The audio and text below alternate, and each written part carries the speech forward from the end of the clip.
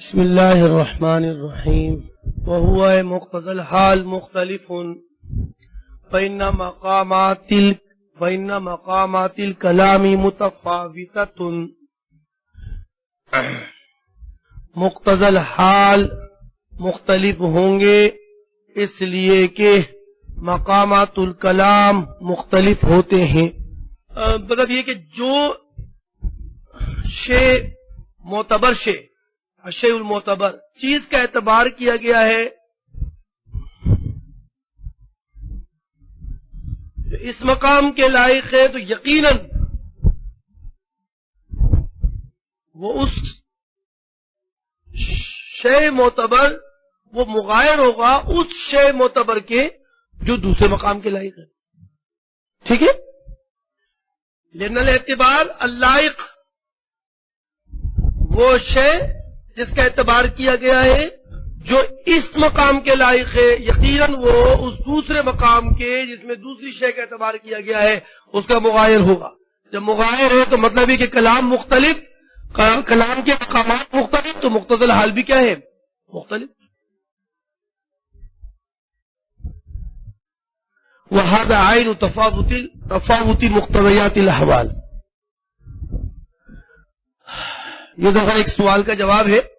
هذا عین کہنے لگے یار بات مختصر کرنی چاہیے تھی مصنف کو سیدھی سادی بات کرنی چاہیے تھی بات کو گھما دیا ہے بس ایک جس کی وجہ سے ایک اعتراض پیدا ہونے لگا. میں سیدھی سادی بات یہ کہتے کہ مقتضی حال مختلف ہے اس لیے کہ حال مختلف ہے. یہی سمجھ میں آ رہا تھا نا ہمارے کل تک. تو مقتضی حال مختلف ہوں گے کیونکہ احوال کیا ہیں مختلف. یہ بات تو بڑی سمپل سی ہے بھائی سادی سی بات تھی. یہ کرنا چاہیے تھا کیا انہوں نے لفظ مقام لے آئے بیچ میں مقامات الکلام. کہنا چاہیے تھا احوال الکلام کہ بھائی مقتضی الاحوال یا مقتضی حال مختلف ہے کیونکہ حال کیا ہوتے ہیں حال تو امر دائی ہے نا. جب دائی مختلف ہوگا تو مقتضا بھی اس سے کیا ہوگا بھائی. اگر دائی ہے تاکید کا انکار ہے دائی انکار ہے تو اس کا مقتضا کیا ہے تاکید. اور دائی ہے کس کا عدم انکار کا تو مقتضا کیا ہے عدم تاکید. سمپل سادی بات کہہ دینی چاہیے تھی. بات انہوں نے کیا کر دی گھما دی اور کہہ دیا کہ مقتضی الحال مختلف ہے اس لیے کہ مقامات الکلام مختلف ہیں. کہنا چاہیے تھا مقتضی الحال مختلف ہے اس لیے کہ حال کیا ہے یہ کہنا چاہیے تھا. جواب دیتے ہیں شاعر کو جواب تو دینا پڑے گا نا بھائی سنبھالنا تو پڑے گی نا بات کو. طالب علم غلطی کر کے آیا ہے محلے میں سے محلے کا آدمی آیا ہے میں اس کو چھوڑوں گا نہیں تو ساتھ سنبھالے گا نا بھائی بات سنا ایک منٹ میں کرتا ہوں. میں پوچھتا ہوں سے بیٹا اس سے اصل میں یہ ہو گیا ہوگا یہ بیچارہ یہ سمجھا نہیں ہوگا یہ سیدھا سادہ گاؤں دیہات کا ہے بالکل پینڈو ہے اس کو بھائی پتہ نہیں چلا ہوگا یہ غلط جگہ پہ کمرے میں مطلب گھر میں گھس گیا غلط اس کو پتہ چلا پینڈو ہے کہہ کے ذرا بات کو سنبھال لیا. سنبھال لیتے نا بات کو اب سب بات کو سنبھالنا پڑے گا. تو شاعر کہتا ہے عین تفاوت مقتضیات الحال. یہ لفظ مقام جو ہے نا لفظ مقام عین ہے حال کا عین ہے. حال اور مقام دونوں ایک چیزیں ہیں. حال اور مقام دونوں میں اتحاد ذاتی ہے. دونوں میں کیا ہے اتحاد ذاتی ہے. ذات کے اعتبار سے دونوں ایک ہے. دونوں ایک ہے. ہاں فرق اعتباری ہوگا اعتباری فرق ہو سکتا ہے لیکن ذات میں ایک ہی. بھائی دیکھو نا اعتباری فرق آپ کو میں کیسے سمجھاؤں. میری ذات میرے بھائی اور میرے ماں باپ کے لحاظ سے میری ذات کیا ہے ایک ہے یا دو ہے ایک ہے لیکن فرق اعتباری ہے. بھائی کے لحاظ سے مجھے اخ کہا جا رہا ہے اور ماں باپ کے لحاظ سے اسی ذات کو ابن کہا جا رہا ہے. اعتباری فرق ہے. ذات کے لحاظ سے میرے اندر کوئی تبدیلی بھائی کہنے سے میرے اندر کوئی تبدیلی بیٹا کہنے سے میرے اندر کوئی تبدیلی نہیں آتی. ذات ایک ہی ہے. مقام اور حال دونوں ایک چیزیں ہیں. باعتبار ذات کے اتحاد فرق اعتباری ہے. حال ہے کیا چیز بھائی؟ حال ایک امر دائی، ایک امر دائی مطلب یہ وہ امر ہے جو متکلم کو اپنے کلام میں کسی شے کے اعتبار کرنے کی دعوت دیتا ہے۔ امر دائی کا معنی سمجھتے ہیں نا؟ امر دائی یعنی وہ امر کہ وہ متکلم کو اپنے کلام میں کسی شے کے، کسی خصوصیت کے اعتبار کرنے کی دعوت دیتا ہو، یہ امر دائی، اس کو آپ حال کہیں مقام کہیں۔ کلام کے ورود کے لحاظ سے، کلام کے ورود کے زمانے کے لحاظ سے اس امر دائی کو حال کہتے ہیں، اس امر دائی کو حال کہتے ہیں، اور اس کلام کے ورود کے مکان کے لحاظ سے اس امر دائی کو مقام کہہ دیتے۔ کلام کے ورود کے زمانے کے لحاظ سے اس امر کو کیا کہتے ہیں؟ امر دائی کو حال کہہ دیتے ہیں، اور اس کلام کے ورود کے مکان کے لحاظ سے اس امر دائی کو کیا کہہ دیتے ہیں؟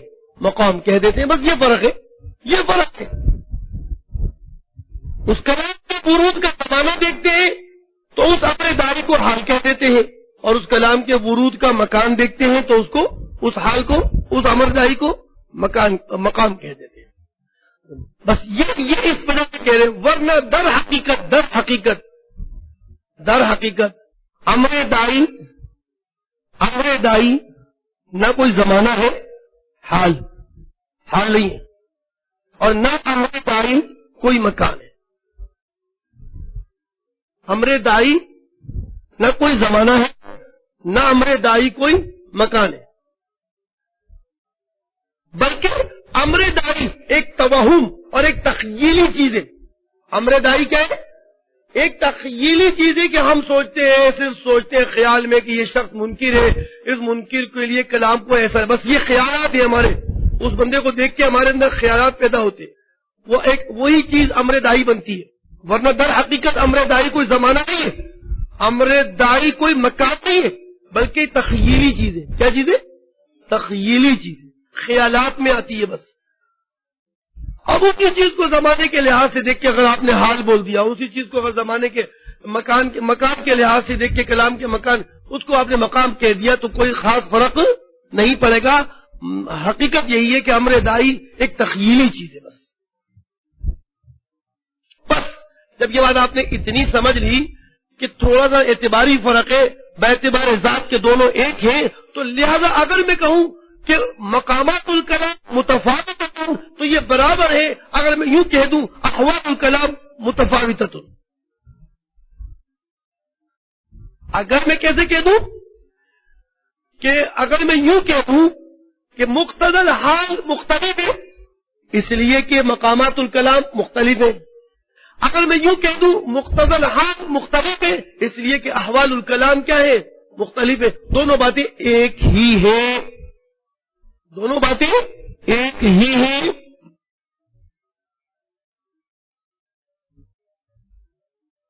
تو میں اس کو مقتضیات الحال کہوں، احوال کہوں، یا مقتضیات المقامات کہوں، دونوں شے ایک ہے، ٹھیک ہے؟ مقام اور حال وہ متحد ہیں۔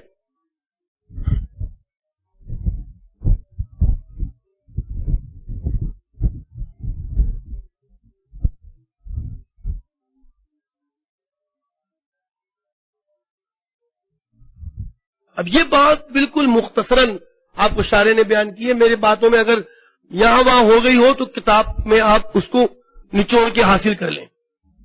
دیکھیں، وَهَذَا عَيْنُ تَفَاوُتِ مُقْتَضَيَاتِ الْأَحْوَالِ، یہ جملہ جو انہوں نے کہا کہ مقتضى وَهُوَ مُخْتَلِفٌ فَإِنَّ مَقَامَاتُ الْكَلَامِ مُتَفَاوِتَةٌ، یہ جملہ پہلے بھی ایسا ہو سکتا ہے کہ آپ یوں بھی کہہ سکتے ہیں کہ تفاوت مقتضیات الاحوال، هذا عین تفاوت مقتضیات الاحوال، مقتضیات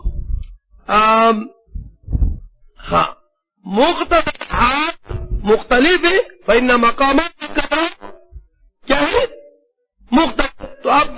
یوں کہہ سکتے ہیں کہ ھذا عین تفاوتی مقتضیات الاحوال، کہ مقتضی الحال مختلف ہیں اس لیے کہ مقتضیات الاحوال میں کیا ہے؟ تفاوت ہے. جیسے مقامات الکلام متفاوت، تو ایسے ہی مقتضیات الاحوال متفاوتۃ.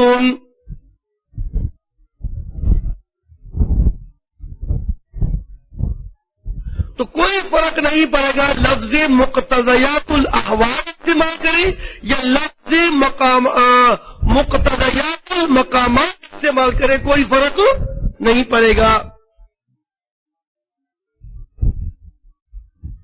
کیا لفظ بولیں گے؟ مقتضیات المقامات بولیں یا مقتضیات الاحوال بولیں، کوئی فرق نہیں پڑے گا. وَهَذَا عَيْنُ تفاوت مقتضیات الاحوال، یہ بعین ہی ایسا ہے جیسے آپ نے کہہ دیا کہ یہ مقتضیات الاحوال کا تفاوت ہے. ٹھیک ہے؟ کیوں؟ لأن التغایر بین الحال والمقام، اس لیے کہ حال اور مقام کے درمیان غیریت، حال اور مقام کے درمیان غیریت، وہ انما ہوا بحسب الاعتبار، وہ کس اعتبار سے ہے؟ وہ اعتبار کے حساب سے ہے. ذات کے اعتبار سے وہ دونوں کیا ہیں؟ ایک ہی ہیں. اور وہ اعتبار کیا ہے؟ وَهُوَ أَنَّهُ يُتَوَهَّمُ، اور وہ یہ ہے، اعتبار یہ ہے کہ وہم کیا جاتا ہے ہاتھ لفظ بولنے میں، ہاتھ بولنے میں وہم کیا جاتا ہے کہ کونہ زمانہ لورود الکلام بھی، کہ اس امر دائی کو ہاتھ اس لیے کہہ رہے ہیں کہ یہ کلام کے ورود ہونے کے زمانے میں ہے، اور مقام اس لیے کہہ رہے ہیں کہ یہ کلام کا محل اور مکان ہونے کا کیا ہے؟ یہ کونہ محل، یہ اس کلام کا کیا ہے؟ مکان ہے، محل ہے. بس بات ایک ہی ہے، بات ایک ہی ہے. تب حقیقت نہ یہ حال امر دائی، نہ یہ حال بولنے میں زمانہ کہلائے گا، اور نہ یہ امر دائی مقام بولنے میں کوئی مکان کہلائے گا، بلکہ دونوں ایک ہی شے ہیں. یعنی امر دائی، دونوں ایک ہی شے ہیں یعنی امر دائی. صرف اس اعتبار سے فرق ہے کہ کلام کے ورود ہونے کا یہ زمانہ دیکھتے ہیں تو اسی امر دائی کو حال کہہ دیتے ہیں، اور کلام کے ورود ہونے کا مکان دیکھتے ہیں تو اس کو مقام بول دیتے ہیں. اوہو، اب بدن پہ آئیے. وہوا مقتضیات مختلف، مقتضیات مختلف ہے اس لیے کہ مقامات الکلام متفاوتۃ. وفی ھذا الکلام، اس کلام میں اشارہ ہے اجمالیۃ، ایک اجمالی اشارہ ہے اس بات کی طرف کہ اب جو آگے عبارات آئیں گی اس میں مقتضیات الاحوال کو ضبط کیا گیا ہوگا، کہ مقتضیات الاحوال مختلف ہیں تو یقیناً اب بتانے پڑیں گے کہ وہ کتنے ہیں، کون کون سے ہیں. تو یہ کہہ کر مختصر سی یہ عبارت پیش کر کے گویا اجمالی اشارہ کر دیا کہ اب جو آگے عبارات آئیں گی اس میں کیا پیش کریں گے؟ مقتضیات الاحوال کو پیش کریں گے، یا کہ اور یہ بھی کہ اس میں مقتضی الحال کی تحقیق کریں گے. وفی ھذا الکلام اشارۃ اجمالیۃ، اس کلام میں ایک اجمالی اور مختصر اشارہ ہے مقتضیات الاحوال کے پیش کرنے پر، ضبط کرنے پر، اور تحقیق،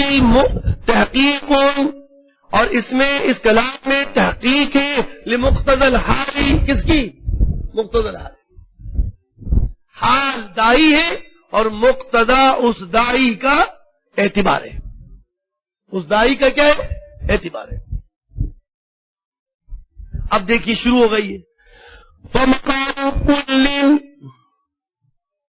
مِنَ التَّذْكِيرِ وَالْإِطْرَاءِ وَالتَّقْدِيمِ وَالذِّكْرِ يُبَيِّنُ مقام خلافی. بس اب سن لیں، ہر وہ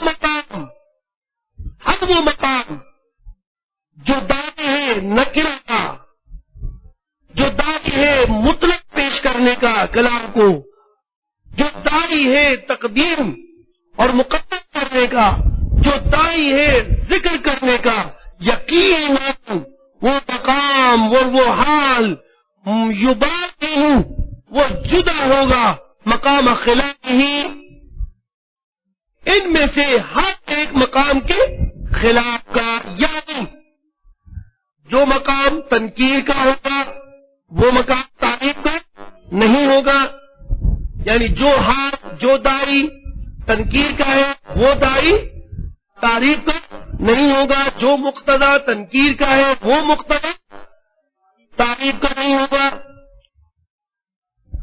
پر جو مقام مطلق چھوڑنے کا ہے عبارت کو کلام کو وہ مقام مقید کا نہیں ہوگا، جو مقام عبارت کو کلام کو مقدم پیش کرنے کا ہے وہ مقام مغایر ہوگا، جدا ہوگا کس کے؟ مؤخر پیش کرنے کے، یعنی اور جو مقام ذکر کا ہے یعنی جو داعی ذکر کا ہے وہ داعی حذف کا نہیں ہوگا، ہر ایک کا داعی الگ الگ ہے، اس کا مقتضا کیا ہوگا؟ الگ الگ، اس کا مقتضا بھی الگ الگ۔ تو یہ مقامات ہیں۔ آپ جب کلام پیش کریں گے، اگر کلام کو مقدم کریں گے تو ہم سمجھ جائیں گے کہ اس کا داعی کیا ہے، اگر مؤخر کریں گے تو ہم سمجھ جائیں گے، بڑے لوگ بن رہے ہیں ہم سمجھ جائیں گے مؤخر کیوں کیا اس نے، داعی کیا ہے اور اس داعی کا مقتضا کیا تھا، کس طرح سے کیا۔ معلوم ہو گیا کہ تنکیر کا داعی الگ ہے، تعریف کے اور اطلاق کا مقام الگ ہے مقید کے، اور تقدیم کا مقام الگ ہے کس کے؟ مؤخر کے، اور ذکر کا مقام الگ ہے۔ مقام سے مراد حال، ایک بات ہو چکی ہے ہماری، ہر ایک کا داعی الگ الگ، اسی لحاظ سے بن رہا ہے، اسی لحاظ سے ہم نکرہ لا رہے ہیں۔ داعی تھا نکرہ لانے کا، ہم نے نکرہ لے آئے، داعی تھا مطلق پیش کرنے کا، ہم مطلق لے آئے۔ یہ اعتبارات ہیں، یہ مقتضیات ہیں۔ اب شارح تشریح کرے گا اس کی تھوڑی سی، دیکھتے ہیں کیا کہتا ہے۔ خلافی کا ضمیر کا مرجع نکالا، اے مقام خلافی، اے خلاف کل منہا، یعنی جو ذکر کیے گئے تنکیر اطلاق تقدیم ذکر، ان میں سے ہر ایک کے خلاف کا وہ پہلا والا کیا ہوگا؟ جدا، غیر، مبارک۔ کیا مطلب؟ یعنی ان المقام، اب تشریح سنیے، یعنی ان المقام الذی یناسبہ تنکیر المسند الیہ، اب المسندی مطلب یہ کہ جو مقام مسند الیہ کو نکرہ لانے کے مناسب ہے یا مسند کو نکرہ لانے کے مناسب ہے، یباینو وہ مباین ہوگا، یباین المقام تو وہ یباینو المقام تو وہ مقام جدا ہوگا، المقام اس مقام میں الذی یناسبہ التعریف جو مناسب تھا تعریف لانے کے، جو مناسب تھا مسند الیہ کو اور مسند کو معرفہ لانے کے۔ اب دیکھو مثال کے طور پر میں بات دیتا ہوں، مسند کو نکرہ لانا، جیسے رجل قائم، یہ مقام ہے، یہاں پہ مسند الیہ کو نکرہ لایا گیا ہے، مقام نکرے کا تھا، مناسب یہی تھا۔ اب یہ مقام، یہ رجل قائم، یہ مختلف ہوگا اس مقام کے جہاں پہ مسند الیہ کو معرفہ لایا گیا ہوگا، جیسے زید قائم، دونوں میں حال کا فرق ہے، داعی الگ الگ ہے، داعی الگ الگ ہے، تو اس کے مقتضا پر عمل کر لیا ہم نے، نکرہ لے آئے۔ داعی تھا نکرہ کا تو ہم نکرہ لائے، داعی تھا معرفہ کا تو ہم معرفہ لائے، تو نکرہ کا داعی الگ ہے کس کے؟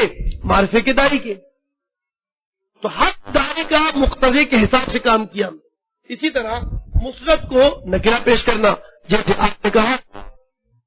آپ نے کہا زید رجل، یہ نکرہ لے گیا ہے، زید رجل، آپ نے خبر دیا، اب یا آپ نے زید قائم کہہ دیا، زید قائم کہہ دیا، قائم مسند ہے، نکرہ ہے۔ اب آپ نے اس کو یہ داعی یہاں پر یہی تھا نکرہ لایا جائے، اب یہ تیار ہوگا اس کا جہاں مسند کیا بنے گا؟ معرفہ، یعنی زید القائم، یہ غیر ہو گیا، تعریف یہاں پیش کی گئی، تو وہ پہلا معنی اس کا کیا بنے گا؟ غیر. ہر ایک کا دائی آپ نے دیکھنا ہوگا، ہر ایک کا دائی. دائی سے مراد، امر دائی سے مراد جس میں خصوصیت کا، امر دائی سے کہتے ہیں، بار بار سن لیں، امر دائی سے کہتے ہیں اس میں متکلم اپنے کلام میں کسی خصوصیت کے اعتبار کرنے کی وہ کیا دے؟ دعوت دے. تو آپ نے نکرہ پیش کیا ہے، کوئی ضرور امر دائی ہے. آپ نے مسند الیہ کو نکرہ بنایا ہے، آپ نے زید نہیں بولا، رجل قائم بولا، ضرور رجل بولنے میں کوئی امر دائی ہے. اور آپ نے زید قائم بولا تعریف کے ساتھ، مسند الیہ کو معرفہ بنایا، ضرور کوئی امر دائی ہے. ہمیں وہ امر دائی آپ کو بتانا پڑے گا. تو جب امر دائی مختلف ہے تو مقتضیات بھی کیا ہو رہے ہیں؟ مختلف آ رہے ہیں. کہیں نکرہ لا رہے ہو، کہیں معرفہ لا رہے ہو، کہیں مسند الیہ کو معرفہ بناتے ہو، کہیں مسند الیہ کو نکرہ بناتے ہو، کہیں مسند کو معرفہ بناتے ہو، تو کہیں مسند کو کیا بناتے ہو.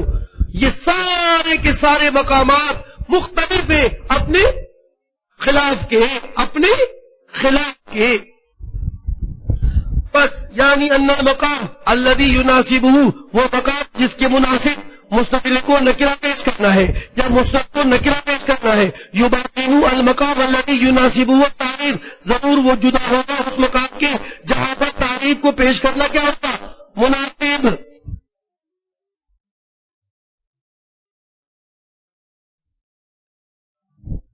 اسی طرح ہم آپ کو بتاتے جا رہے ہیں، ضبط کر رہے ہیں، مصنف ضبط کر رہا ہے اس کو. اسی طرح وہ مقام اطلاق الحکم،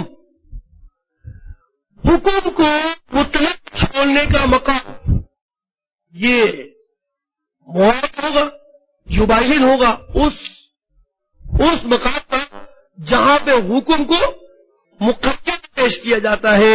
حکم سے مراد مسند اور مسند الیہ کے درمیان نسبت. حکم سے کیا مراد ہے؟ نسبت. اب مثال کے طور پر آپ نے مثال پیش کی حکم کو مطلق چھوڑنے کے مقام کی، زید قائم، مطلق ہے، مطلق چھوڑ دیا آپ نے.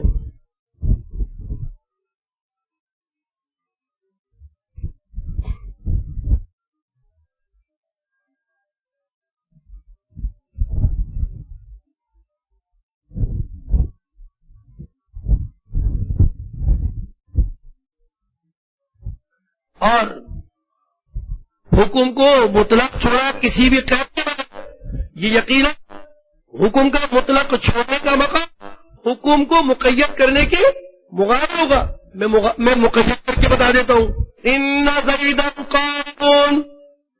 آپ نے تاکید کے ساتھ کیا کر دیا؟ مسند الیہ کو کیا کر دیا؟ مقید کر دیا.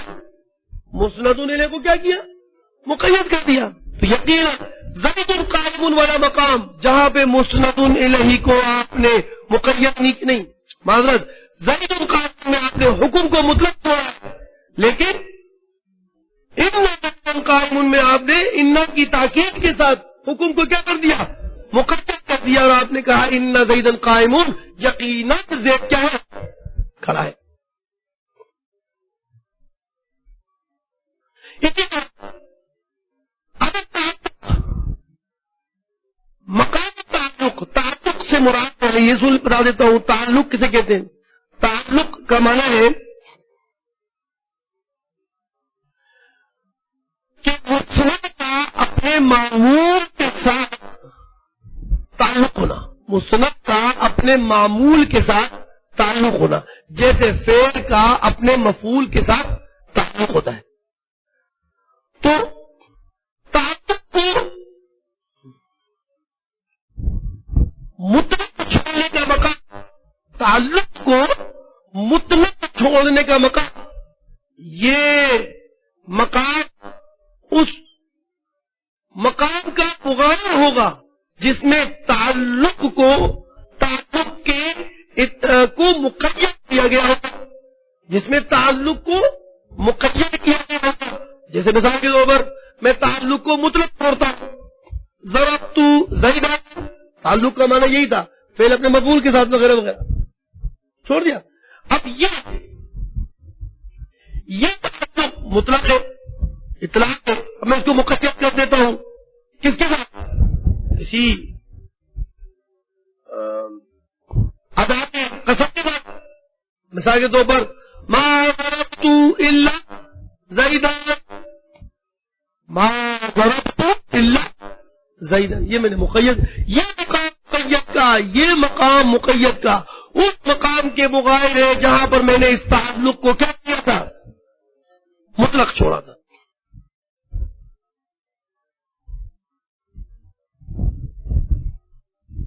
یہ آپ کو صرف مقامات بتا رہے ہیں، ضبط کر رہے ہیں کہ بھائی یاد رکھنا، جہاں جہاں آپ اس طرح دیکھیں گے کہیں پر آپ مسند الیہ کو نکرہ دیکھیں گے تو حال کا خیال رکھنا امر داری ہے. جہاں مسند الیہ کو معرفہ کہو گے وہاں ضرور امر داری معرفہ کا ہوگا، ورنہ بلاغت نہیں آتی. کیونکہ بلاغت کہتے ہی اس کو ہے کہ کلام کو مقتضیات الاحوال کے مطابق کرنا. بلاغت کسے کہتے ہیں؟ کہ کلام مطابقتہ لمقتضی حال، حال کا جو مقتضا ہے اس کے ساتھ کلام کو پیش کر. اب حال ہے نکرہ کا کہ نکرہ لاؤ تو آپ کو نکرہ پیش کرنا پڑے گا. یہ نکرہ پیش کرنا یہ تعریف کے مقام کے غیر. بلاغت کی تعریف ہے کہ کلام مطابق ہو مقتضی الحال کے، تو حال تھا کہ مسند کو نکرہ پیش کرو، مسند کو حال ایک امر داری ہے جو کلام میں نظر آیا اس کو آپ نے اسی کے مطابق زید قائم بولا، زید القائم نہیں بولا. تو یہ ضرور بے ضرور یہ مقام اس مقام کے مغایر ہے جہاں پر مسند الیہ کی تعریف کو پیش کرنا ضروری ہوتا ہے، جہاں پر مسند کو معرفہ بنا کر پیش کرنا ضروری ہوتا ہے. تو یہ مقامات چلتے جا رہے ہیں.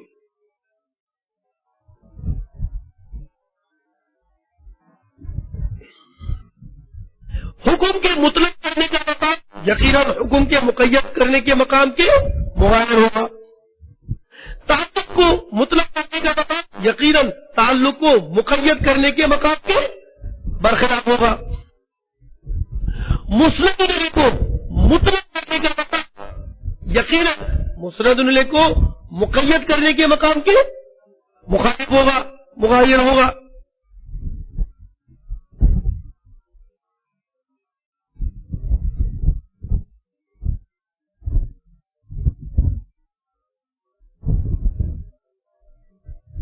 مثال کے طور پر زید قائم، مسند الیہ کیا ہے؟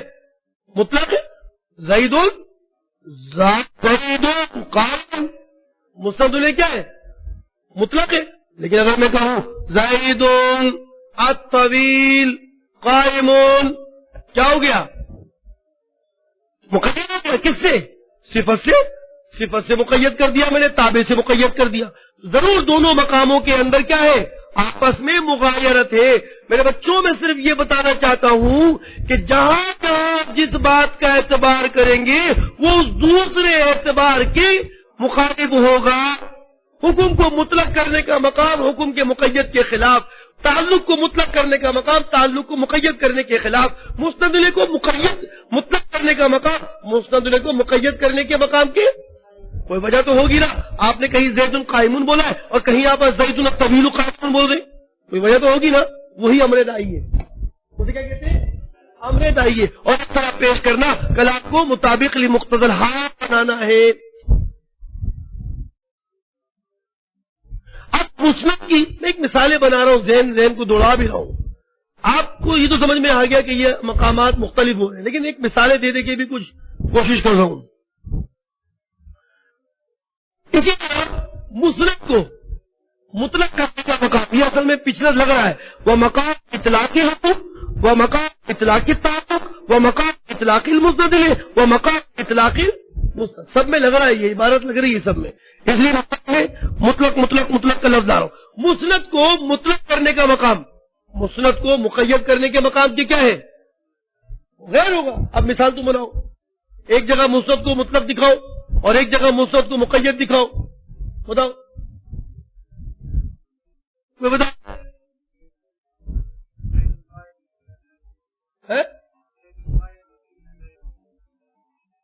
تو زید پہ داخل، ان تو حکم پہ داخل ہو گیا.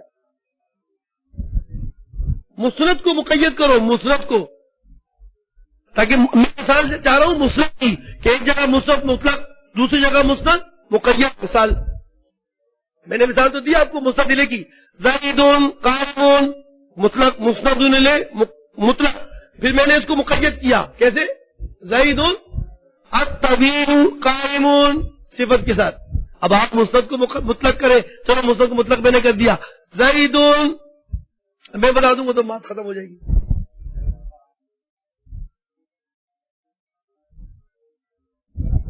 فیل نہیں لگا بیٹا، فیل لگائے گا پھنس جائے گا، فیل ہو جائے گا. زیدون رجلون، چلو یہ میں نے کر دیا، مسند بنا دیا رجلون کو. اب آپ کو مقید کرے، زیدون رجل طویل، زیدون رجل عالم صالح. دیکھو مسند مقید ہو گیا صفت کے ساتھ.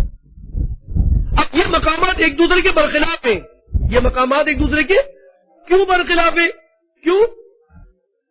مقام مختلف ہے تو مقتضا بھی مختلف ہے، حال مختلف ہے تو مقتضا بھی مختلف ہے. ٹھیک ہے؟ اور کلام کو مقتضا کے مطابق پیش کرنا بچوں، یہ کیا کہلائے گا؟ بلاغت. بولے بلاغت.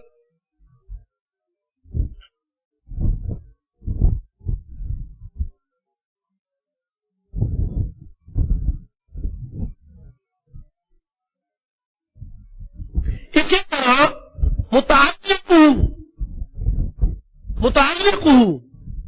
یہ ضمیر کا بچہ مسند اور مسند کی طرف لوٹ، مسند الیہ اور مسند کی طرف جائے گا الگ الگ فردن فردن.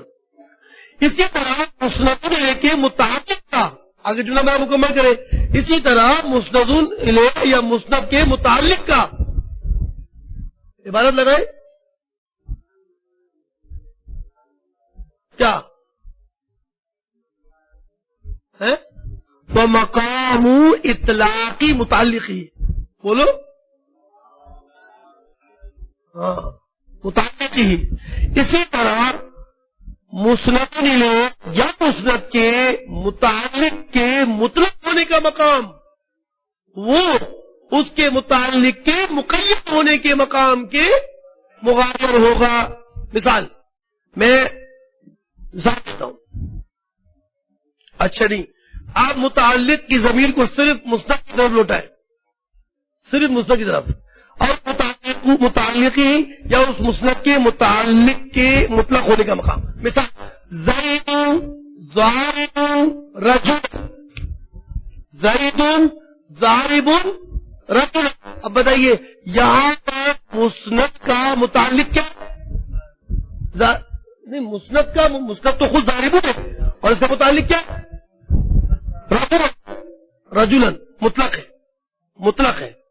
اب اس کو مقید کرتا ہوں میں، زید ضارب رجلا طویلا. اس کو کیا کر دیا میں نے؟ اس رجلا کہ مفعول تھا، ضارب کا، ضارب مسند تھا، یہ مطلق تھا. اب اس کو میں نے مقید کر دیا. کیوں؟ مقام تھا ہی اس بات کا کہ اس کو مقید کیا جائے، اور یہ مقام مطلق کے مقام کے کیا ہے؟ برخلاف.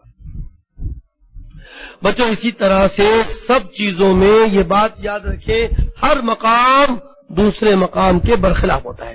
اب میں دوبارہ پڑھتا ہوں اسے بھی، باقی مثالیں آپ نکالیں. وہ مقام اطلاق الحکمی، حکم کے مطلق کرنے کا مقام، یہ حکم کے مقید کرنے کے مقام کے برخلاف ہوگا. اب تعلقی یا تعلق کے مطلق ہونے کا مقام، یہ تعلق کے مقید ہونے کے مقام کے برخلاف ہوگا. اب المسند الیہ یا مسند الیہ کے مطلق ہونے کا مقام، یہ مسند الیہ کے مقید ہونے کے برخلاف ہوگا. اب المسند یا مسند کے مطلق ہونے کا مقام، یہ کیا ہوگا؟ یہ مسند کے مقید ہونے کے برخلاف ہوگا. یا مسند کے متعلق کے مطلق ہونے کا مقام، یہ مسند کے متعلق کے مقید ہونے کے مقام کے برخلاف ہوگا. تو یہ آگے لکھا ہوا ہے یباین مقام تقییدہ، یہ سارے مقامات یہ یباین اور جدا ہوں گے اس کی تقیید کے اس کی تقیید کا معنی حکم کی تقیید کے، جس کو مؤکد کے ساتھ کیا کیا گیا ہوگا، جس کو تاکید کے ساتھ قید کیا گیا ہوگا، او ادات قصرین یا ادات قصر کے ساتھ مقید کیا گیا ہوگا، او تابعین یا تابع کے ساتھ مقید کیا گیا ہوگا، او شرطین یا شرط کے ساتھ مقید کیا گیا ہوگا، او مفعولین یا مفعول کے ساتھ مقید کیا گیا ہوگا، او ما یشبہ ذالک یا اس کے علاوہ اور دھات تمیز کے ساتھ یہ مباین ہوں گے. مباین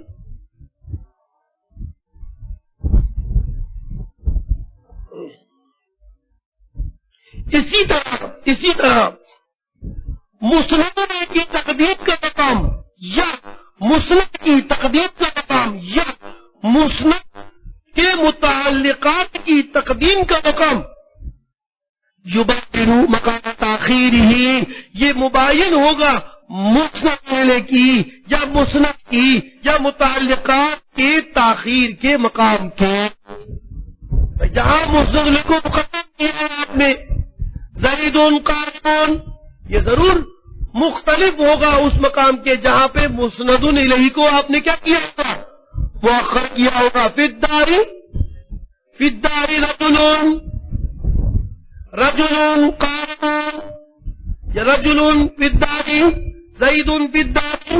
اب اس کو مؤخر کر دیں مسند الیہ کو، فی الدار رجل، دونوں جدا جدا ہیں. اور مسند کو مقدم کرنے کا مقام ضرور مسند کے مؤخر کرنے کے یبین ہوگا. جیسے قام مسند، قام زید، اور اب آپ یوں بولے، الٹا بولے، زید قام. متعلقات آپ بولتے ہیں ضربت زیدن، اور کبھی آپ بولتے ہیں زیدن ضربت، تو دونوں مقام ایک دوسرے کے یبین مقام تاخیری ہی. اسی طرح مقام ذکری یبین مقام حقی. اسی طرح ان تینوں چیزوں میں مسند کے اس کے متعلقات کے ذکر کرنے کا مقام ان تینوں کے حذف کرنے کے مقام کے مختلف ہوگا. مثال کے طور پر آپ نے اس سے بھی کہا زید قائم، آپ نے مسند کو ذکر کر دیا. آپ نے صرف یہ کہا مسند کو حذف کر دیا، مسند کو حذف کر دیا. آپ سے کسی نے پوچھا ازید قائم، آپ نے جواب کیا دیا، نعم، مسند حذف. دونوں مقامات کے اندر کچھ نہ کچھ ہاتھ تھا جو آپ نے پہلے ذکر کیا، بعد میں ذکر نہیں کیا. اسی طرح مسند کے بھی اور اسی طرح اس کے مقابل. تو جہاں ذکر ہوگا وہاں مقام الگ ہے، جہاں حذف ہوگا وہ مقام الگ ہے، دونوں میں الگ الگ دائی ہے. فقوله خلافه، ایک آگے کہتے ہیں متن کے اندر یبین مقام خلافہ، یا فقوله خلافہ، یہ شامل لما ذکرناہ، یہ خلافہ کا جو لفظ تھا نا متن میں، یہ جو سب مقامات شارح نے بتائے ہیں یہ سب ان کو کیا ہے، شامل ہے. فقوله خلافہ شامل لما ذکرناہ، یہ شامل ہے اس تمام چیزوں کو جو ہم نے ذکر کر دیے ہیں، جو مقامات ہم نے ذکر کیے ہیں ان سب کو شامل ہے. اسی طرح وہ مقام الفصل یبین مقام الوصل، یعنی جہاں پہ آپ نے دو جملوں کو، دو الفاظ کو، دو کلموں کو واو کے ذریعے سے کیا کیا ہے، ملایا ہے، وہ مقام بغیر واو کے، بغیر حرف عطف کے آپ کے پیش کرنا، یہ دونوں مقام ایک دوسرے کے مغایر ہوں گے. فصل کا مقام وقت کے مقام سے کیا ہوگا، جدا ہوگا، یعنی ہر ایک کا دائی الگ الگ ہوگا، ہر ایک کا امر دائی اور ہر ایک کا مقام الگ الگ ہے. وہاں مقام فصل کا تھا تو فصل پیش کیا، جہاں مقام وصل کا ہوگا تو وہاں وصل کریں گے، عطف کریں گے. تو فصل اور وصل یہ دونوں مقام کیا ہیں، یبینو ایک دوسرے کے لیے الگ الگ ہے. اسی طرح وہ مقام الایجاز یبینو مقام خلافی، اسی طرح مختصر کرنے کا مقام، جملوں کو، کلام کو مختصر پیش کرنے کا مقام، یہ مقام مختلف ہوگا اس مقام کے جہاں پہ اس کے برخلاف ہوگا، یعنی اتناع کے خلاف اور مساوات کے خلاف۔ ایجاز کا معنی